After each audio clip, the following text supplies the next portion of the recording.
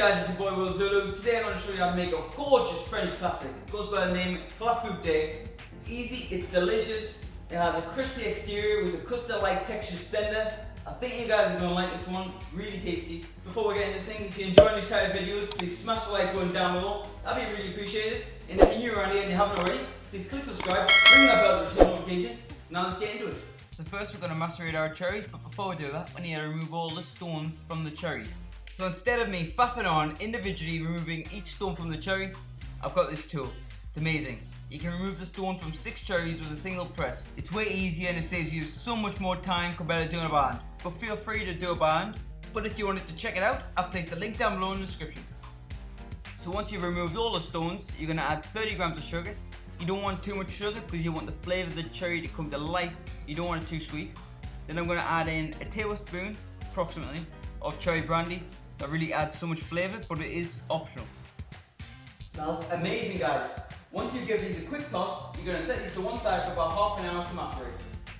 So I just want to clear things up. When you're making a clafoutis, you don't have to choose a specific cake tin, cake pan. You can use anything. If you wish, you can use a frying pan, if it can go in the oven, that is. So you want to make sure you mold properly greased with softened butter, and then coat it with some caster sugar. That will give a wonderful caramel exterior to your clafoutis. Tilt the pan so the sugar is coated everywhere, then toe off the excess. It's very similar to when you're making a souffle. This will help it not stick to the pan. Now for the batter, you want to separate 2 eggs. You want to keep the yolks for this recipe. You can use the egg whites to make a wonderful meringue or a gorgeous chocolate mousse. If you're struggling to separate the yolk from the white, crack the egg through your fingers and let the white run through. It's the easiest way in my opinion. Then you're going to add to that 2 whole eggs along with some caster sugar and whisk it all together until nice and smooth. Then add in some flour. Don't worry about sifting the flour for this recipe because it's not necessary. Just whisk it until it's smooth and there's no lumps of flour left. Now I'm going to add in 70 ml of milk along with 70 ml of double cream. The cream's there for added richness and also a bit of stability in the oven. And now I'm going to add a bit of vanilla bean paste because I love vanilla. But if you wanted to go a bit more adventurous, you could add some lemon zest or even orange zest. Now just whisk it all together and that's about it finished. Now the next step is to put it all together. Get your cherries and pour them into your mold. Spread the cherries around so you get a bit of cherry in every slice of your clafoutis. Then simply pour the batter on top. And that is it. Nothing complicated to it at all. Really easy, but tastes amazing. Now preheat your oven to 180 degrees.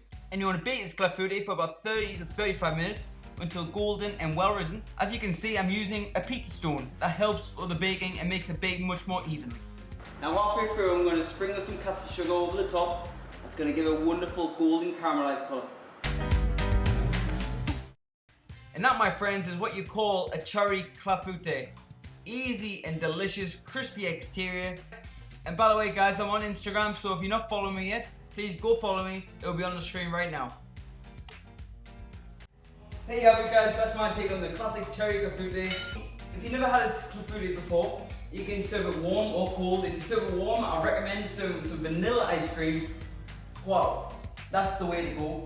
It has deflated a bit, but that's just going to happen when you take it out of the oven. It's similar to a souffle. It's going to deflate even if you've done it right. If you're enjoying these type of videos, I really appreciate it. You can smash the like button. It really helps me out. And also, if you want to see more recipes like this one, please subscribe, ring the bell to receive notifications. And that's it for today. I'll see you guys next week with another one. Peace.